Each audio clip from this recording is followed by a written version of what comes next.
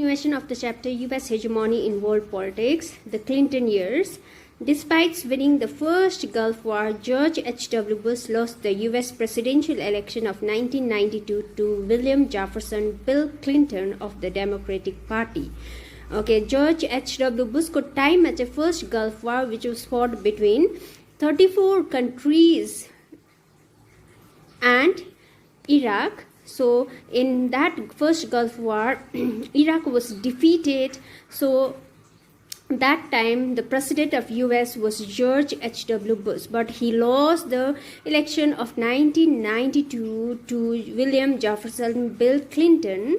William Jefferson Bill Clinton चाहिँ Democratic Party को थियो, who had campaign on domestic rather than foreign policy issues. So William यानी कि Bill Clinton चाहिँ William Jefferson Bill Clinton चाहिँ उले चाहिँ domestic issues लाई चाहिँ importance दियो, foreign policy भन्दा चाहिँ domestic issues लाई चाहिँ important दियो. But Bill Clinton won again in 1996 and thus remained the president of the US for 8 years. र 1996 मा पनि elections Bill Clinton ले नै जित्यो र he remained as the president of US for 8 years. During the Clinton years, it often seemed that the US had withdrawn into the internal affairs and was not fully engaged in world politics. So during the Clinton years, under the presidentialship of Bill Clinton, US had withdrawn it into internal affairs. खाली internal affairs लाई importance दियो र world politics मा चाहिँ ज्यादा ध्यान दिएन. In foreign policy, the Clinton government tended to focus on soft issues like democracy promotions, climate change, and world trade rather than on the hard politics of military power and security. So Bill Clinton को time मा चाहिँ government ले चाहिँ खाली soft issues लाई importance दियो, जस्तै democracy promotion भयो, climate change भयो, world trade हरुतिर focus गर्यो, तर hard power यानी कि military power security मा त्यति साह्रो ध्यान दिएन Bill Clinton को time मा. Nevertheless, the US on occasion did show its readiness to use military power even during the Clinton years. तर भए पनि Bill Clinton को time मा चाहिँ military power मा focus दिएन, importance दिएन, तर भए पनि US चाहिँ कुनै पनि occasion मा चाहिँ उनीहरु ready थियो, कुनै पनि time मा चाहिँ military power show गर्नुको लागि चाहिँ उनीहरु ready थियो. The most important episode occurred in 1999 in response to Yugoslavian action against the predominantly Albanian population in the province of Kosovo.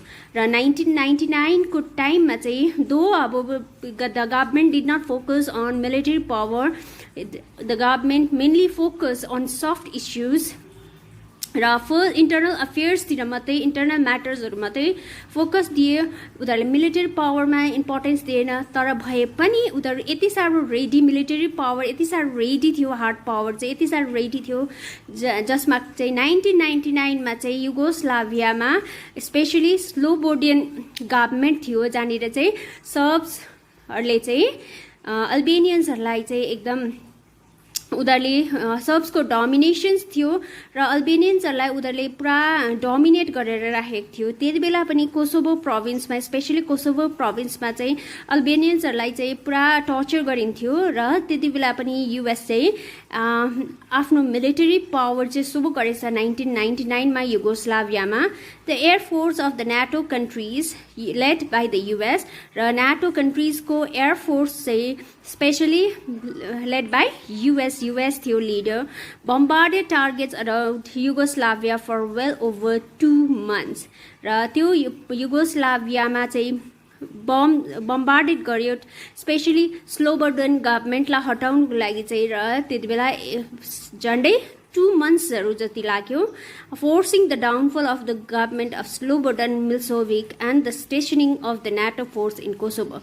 र लास्टमा चाहिँ मिलोसेभिक गभर्नमेन्ट, स्लोबोडन मिलोसेभिक को गभर्नमेन्ट थियो त्यहाँनिर युगोस्लाभियामा, र युगोस्लाभियामा मिलोसेभिक सर्ब्सको गभर्नमेन्टको डाउनफल भयो र चाहिँ नाटो फोर्स कोसोभोमा बस्यो for the protections of the Albanians.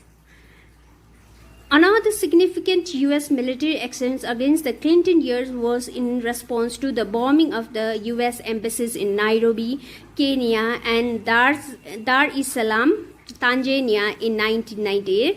त्यसरी नै मिलिटरी पावर देखाएछ 1998 को टाइममा स्पेशली US एम्बेसीजहरुमा जस्तै नाइरोबी, केनिया, दार es Salaam, Tanzania तिर. These bombings were attributed to Al-Qaeda, a terrorist organization strongly influenced by the extremist Islamic ideas.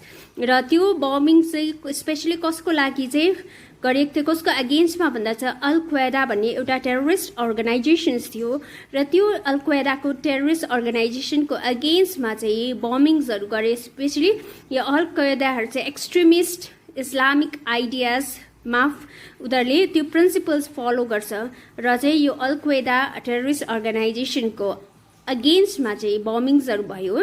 Within a few days of this bombing, President Clinton ordered Operation Infinite Reach.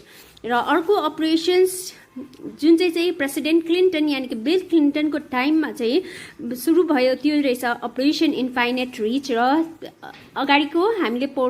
अगाडिको भिडियोमा हामीले पढ्यौं operation desert Sturm. र operation desert Sturm चाहिँ कसको टाइममा त्यति बेला चाहिँ जर्ज एच.डब्ल्यू. बुश थियो president. Okay, another operation, that is Operation Infinite Reach. A series of cruise missile strike on Al-Qaeda terrorist targets in Sudan and Afghanistan. Operation Infinite Reach चाहिँ कसको अगेन्स्टमा भन्दा चाहिँ Al-Qaeda terrorist organizations को अगेन्स्टमा specially का targets गर्दा भन्दा चाहिँ Sudan र अफगानिस्तानमा. The US did not bother about the UN sanctions or provisions of international law in this regard. र UN जुन चाहिँ इन्टरनेशनल अर्गनाइजेसन्स र इन्टरनेशनल अर्गनाइजेसन UN को फर्मेसन चाहिँ भएको थियो for world peace and security. World peace सिक्युरिटीको लागि चाहिँ UN इन्टरनेशनल अर्गनाइजेसनको फर्मेसन 1945 मा भएको थियो. र त्यति बेला यो अपरेसन इन्फाइनेट रिच सुरु गर्नुको लागि चाहिँ युएसले युएनको अर्डर यानी कि युएनबाट पर्मिसन चाहिँ नमागिकन त्यो अपरेसन सुरु गर्यो operation infinite rich. It was alleged that some of the targets were civilian facilities unconnected to terrorism. र त्यति बेला भनिन्थ्यो कि त्यति बेला सुदान र अफगानिस्तानमा जुन चाहिँ टार्गेट्स गरिएर अपरेसन इन्फाइनेट रिच सुरु गर्यो युएसले त्यति बेला चाहिँ टार्गेट्स चाहिँ नन कम्ब्याटेन्ट्स यानी कि सिभिलियनहरू पनि भएको थियो त्यति बेला targets. In retrospect this was merely the beginning. र यो चाहिँ खालि बिगिनिङ मात्रै हो युएसको मिलिटरी हार्ड पावरको. 9